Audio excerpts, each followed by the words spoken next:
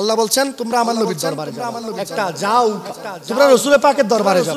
আহা আমার আলা ফির কি গলি গলি তবাহ ठोकरे सब की खाई क्यों, दिल को जो अक़ल दे खुदा तेरे गली से जाए क्यों। उच्च आवाज़ बोलो ना सुभान अल्लाह।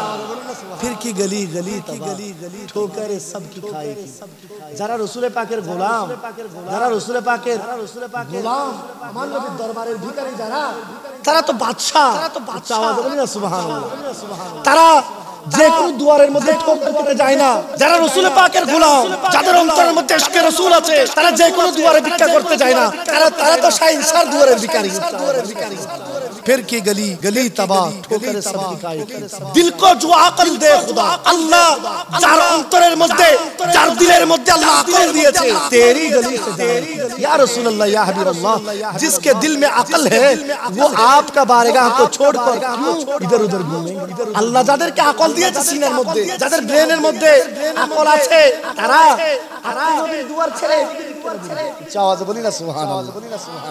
বাদশার ভিখারি, আপনি বাদশার দুয়ারে থাকেন, আপনি প্রজার কাছে আমার নবী তো দু জাহানের বাদশা। উচ্চ আওয়াজে বলি না সুবহানাল্লাহ। আমার নবী দু জাহানের মালিক আল্লাহ রাব্বুল আলামিন। সব খাজানা সব কিছু রাসূল পাকের কাছে দিয়ে দিয়েছেন। আটটি জান্নাতের মালিক আমার নবীকে বানিয়ে দিয়েছেন। বানিয়েছেন কিনা? বানিয়েছেন মালিক হই আই ধরে আই এম বন্ধ আচ্ছা মনে করেন 2 ঘন্টা জমিনের মালিক, ও যদি চায় পারিব কিনা? ওর এখতিয়ার, ওর এখতিয়ারের মধ্যে।